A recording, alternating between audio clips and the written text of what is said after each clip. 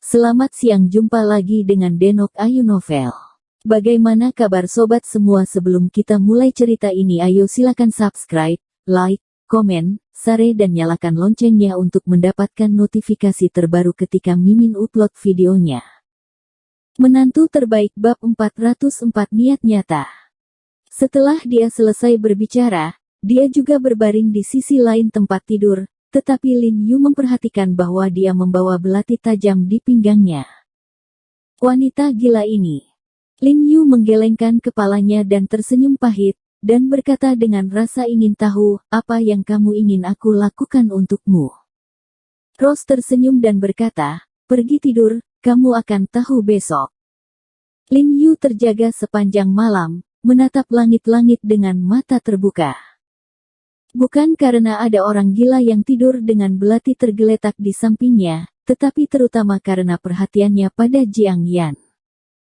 Dia pasti khawatir dia belum kembali sepanjang malam, kan? Adik kecil, apakah kamu tidur nyenyak tadi malam? Pada saat ini, suara merdu Mawar terdengar di telinganya, dan dia bahkan bisa merasakan nafas hangat yang dihembuskan oleh Mawar itu. Dia tidak bisa menahan untuk tidak menghela nafas dalam hatinya. Kemudian Rose berbalik dan bangkit, lalu mengganti pakaiannya, melemparkan mantel ke Lin Yu, dan mendesaknya untuk memakainya, lalu membawanya ke bawah dengan tergesa-gesa. Setelah satu malam, Lin Yu menemukan bahwa efek obat tidak melambat, tetapi bahkan diperkuat. Tubuhnya masih lembut dan tidak ada jejak kekuatan. Dia tidak bisa melakukan apapun kecuali tindakan kecil seperti berjalan, bahkan tidak bisa lari. Lin Yu benar-benar curiga bahwa ada masalah dengan pakaian yang diberikan wanita ini padanya, tetapi dia tidak ada hubungannya, dia tidak bisa melepasnya dan membiarkannya telanjang.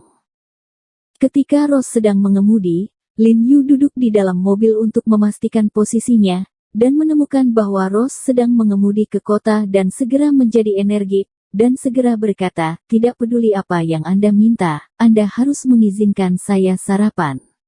Lapar. Saya tidak bisa melakukan apa-apa. Dia tahu bahwa selama dia sampai di suatu tempat dengan banyak orang, dia memiliki kesempatan untuk melarikan diri, dan mungkin dia bisa bertemu kenalan dari Mi. Jangan khawatir. Kenapa adikku rela lapar untukmu? Ucap Rose dengan senyum menawan. Lin Yu menghela nafas lega ketika dia mengatakan ini, dan terus memperhatikan sekitarnya di sepanjang jalan, memikirkan bagaimana mengambil kesempatan untuk melarikan diri. Yang mengejutkan Lin Yu, Rose berkeliling dengan mobil, dan akhirnya datang ke panti asuhan. Pintu masuk panti asuhan bertuliskan, Beijing Yuan Orphanage. Lin Yu tidak bisa tidak bertanya-tanya bagaimana peri wanita ini akan membawa dirinya ke tempat seperti itu. Kata-kata Yuan di pintu mengingatkannya pada ayah Zhang Yihong, Zhang Yuan. Ayo pergi, mengantarmu makan malam, adik kecil. Setelah keluar dari mobil, Rose mengambil tangan Lin Yu dan meremas dadanya yang kokoh ke lengan Lin Yu tanpa mengelak. Tetapi Lin Yu tidak memiliki mood untuk menikmatinya sama sekali, karena dia bisa merasakannya dengan jelas. Belati disembunyikan di dalam kotak kulit keras di sekitar pinggang Rose. Dengan kekuatannya saat ini, bahkan jika dia menyerahkan belati kepadanya, dia tidak bisa menusuknya, jadi dia hanya bisa berada di bawah belas kasihan orang lain. Tampaknya Rose akrab dengan tempat ini, jadi dia membawa Lin Yu ke kafetaria di belakang panti asuhan. Saatnya anak-anak makan pagi, seluruh kantin penuh dengan anak kecil, laki-laki dan perempuan, lebih tua dan lebih muda, yang tertua berusia lebih dari 10 tahun, dan yang termuda berusia 3 atau 4 tahun. Ketika Lin Yu dan Rose masuk, mata semua anak di kafetaria tiba-tiba menyala, dan mereka segera mengelilingi mereka, berteriak dengan semangat, halo, saudari Suir. Sister Suir, kamu menjadi cantik kembali. Sister Suir, aku sangat merindukanmu. Cer. Lin Yu menoleh dan melirik, dan melihat bahwa tidak ada orang lain di sampingnya dan Rose. Hei, anak baik, Bibi akan membelikanmu makanan enak sebentar lagi.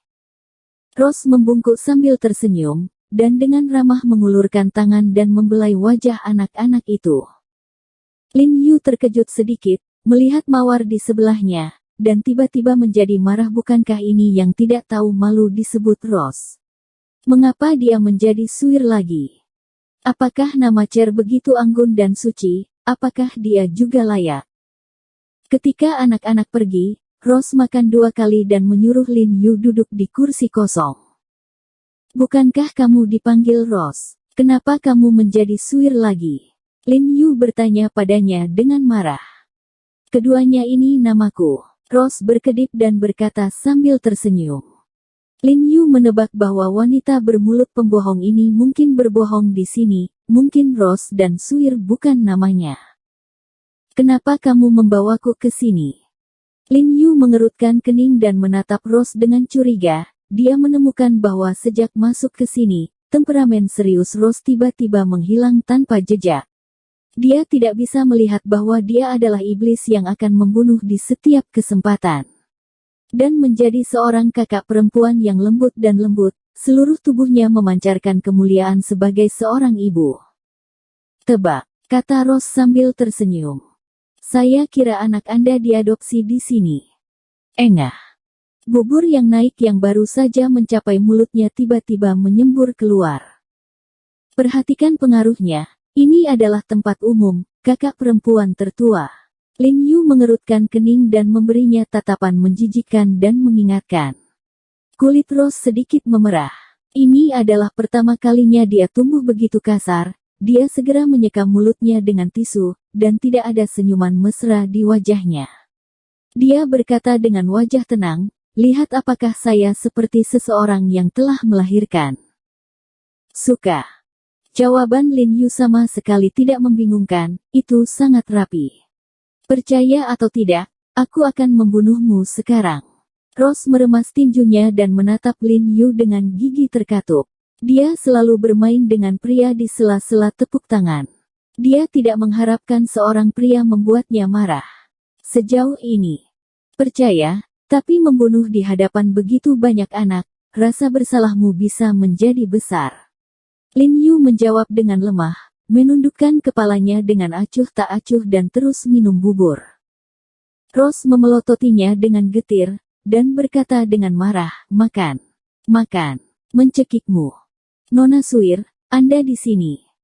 Pada saat ini, seorang wanita paruh baya berusia 50-an tiba-tiba berjalan dan menyapa Rose. Dekan Gong. Melihat punggung wanita paruh baya itu, Rose sangat gembira, dan dia buru-buru berdiri, terlihat lembut dan bahagia, menghapus ekspresi genit dan menawan yang dia miliki sebelumnya. Presiden Gong, apakah Xiao Zi ada di asrama? Tanya Rose buru-buru. Dia ada di ruang aktivitas. Aku baru saja mengirim seseorang untuk membawakannya sarapan. Dia tidak makan banyak. Dia mungkin sedang dalam mood yang buruk akhir-akhir ini. Jika dia tahu bahwa kamu ada di sini, dia akan sangat senang. Din Gong tersenyum kata. Aku bawa dokter, ingin membantunya melihat. Rose dengan lembut mengusap rambut di dekat telinganya, dan tersenyum anggun pada Din Gong. Lin Yu tidak bisa membantu tetapi tertegun. Dia terkejut melihat wanita ini dengan sisi yang begitu serius untuk pertama kalinya. Dari isi percakapannya dengan Dekan Gong barusan, Lin Yu akhirnya mengetahui alasan mengapa wanita ini tidak bunuh diri. Perasaannya adalah dia ingin membantu orang lain melihat orang sakit. Oke, ikutlah denganku. Dekan Gong tersenyum dan mengangguk pada Lin Yu, lalu memberi isyarat tolong dan berjalan ke depan. Pergilah. Melihat Lin Yu berdiri diam, Rose berlari untuk menarik Lin Yu. Aku belum selesai makan, kata Lin Yu dengan enggan. Hei, Rose membuat Lin Yu terpesona dengan mata dingin, tubuhnya yang harum bersandar padanya, dan berkata dengan suara yang menawan, jika kamu membantu anak ini menyembuhkan penyakitnya, apalagi sarapan, adikku akan memberimu makan. Lin Yu menelan ludah dan menelan, hanya merasakan jantungnya berdebar, merasa disiksa sampai mati oleh wanita ini. Aku benar-benar tidak tahu apakah ini sisi sebenarnya dari dirinya, atau keanggunan dan kemurahan hati barusan adalah sisi sebenarnya dari dirinya. Lin Yu pergi bersamanya ke ruang kegiatan bersama Dekan Gong. Ada beberapa gadis kecil di ruang kegiatan yang bermain shuttlecock bersama, dan beberapa anak laki-laki bermain tenis meja di meja tenis meja. Tapi hanya ada satu anak yang duduk di samping jendela yang terang dan tidak bergerak. Sepasang mata yang cerah menatap ke arah dua anak laki-laki yang sedang bermain tenis meja di seberangnya, tapi matanya sangat aneh, selalu melihat ke suatu sudut, bukan gerakan sekecil apapun. Lin Yu mengerutkan kening ketika dia melihat ini, melihat petunjuk, dan berbisik, mata anak ini. Rose tidak berbicara, tanpa kelembutan di awal, matanya penuh cinta dan kasihan saat menatap anak itu. Ya, Xiaozi buta kedua matanya. Dekan Gong tidak bisa menahan nafas dan menggelengkan kepalanya. Lin Yu melihat dari dekat ke anak itu dan menemukan bahwa dia baru berusia sekitar 10 tahun, penampilannya sangat cantik, alisnya agak mirip dengan Rose, kulitnya berubah, dan dia buru-buru berkata kepada Rose, apakah dia anakmu? Saat kamu melahirkan dia masih di bawah umur, kan? Rose menatapnya, mengulurkan tangannya dan mencubit pinggang Lin Yu dengan keras. Dia marah karena marah. Bajingan ini, dengan tulus marah pada dirinya sendiri, mengertakkan giginya dan berkata, dia adalah saudaraku. Au, maafkan aku. Lin Yu menyentuh pinggangnya dengan rasa sakit. Aku membawamu ke sini untuk merawatnya. Jika kamu tidak bisa menyembuhkannya, aku akan segera membunuhmu. Rose berbisik kepada Lin Yu, nadanya sangat dingin, dan matanya bersinar dengan cahaya yang tajam. Aku tidak yakin tentang ini, lakukan yang terbaik. Lin Yu menatap mata anak laki-laki itu dengan serius. Xiaozi, kemarilah dan lihat siapa yang ada di sini. Dekan Gong berteriak pada anak kecil itu sambil tersenyum. Setelah mendengar suara itu, bocah lelaki itu meraba-raba dengan tangannya dan berjalan, lalu mengendus dengan penuh semangat, dan kemudian terkejut, Sister Suir. Setelah berbicara, dia bergegas mendekat. Rose memeluknya dan tersenyum, Xiaozi, apakah kamu bersikap baik belakangan ini? Kemudian berjongkok dan mengobrol riang dengan bocah lelaki itu. Melihat adegan ini, Lin Yu tidak bisa menahan perasaan lembut, merasakan perasaan hangat. Presiden Gong, berapa umur anak ini tahun ini, ada apa dengan matanya? Lin Yu Hong bertanya pada Dekan Gong di sebelahnya. Anak ini berusia 10 tahun ini. Ketika dia dikirim ketika dia berusia 2 tahun, perlahan-lahan matanya mulai kehilangan penglihatan. Menurut pemeriksaan dokter, otaknya telah mengalami tekanan eksternal, yang menyebabkan penyumbatan intrakranial dan tekanan darah yang menekan saraf optik. Anak itu masih terlalu kecil, dan panti asuhan kami kekurangan dana, jadi tidak ada operasi. Dekan Gong menghela nafas sedikit, menyesal, kemudian, saya benar-benar buta, dan saya pergi ke rumah sakit untuk pemeriksaan. Masa pengobatan terbaik, tidak ada obatnya. Oh, Lin Yu mengangguk. Meskipun dia tahu tidak mungkin, Nona Suir tetap gigih mencarikan dokter untuk Xiaozi. Kamu sudah menjadi dokter ke-20 yang dibawanya. Dekan Gong tersenyum dan berkata tanpa daya. Faktanya, semua orang tahu bahwa itu tidak bisa disembuhkan, tapi itu hanya semacam kenyamanan. Ada lebih dari 20 orang. Lin Yu tidak bisa menahan diri untuk sedikit terkejut, lalu menatap Xiaozi dan berkata sambil tersenyum, kalau begitu biarkan aku menjadi dokter terakhirnya. Bersambung. Terima kasih kepada kalian yang telah menonton video ini. Jangan lupa tekan tombol subscribe-nya dan nyalakan notifikasinya untuk mendapatkan video-video seru lainnya dari Denok Ayu Novel.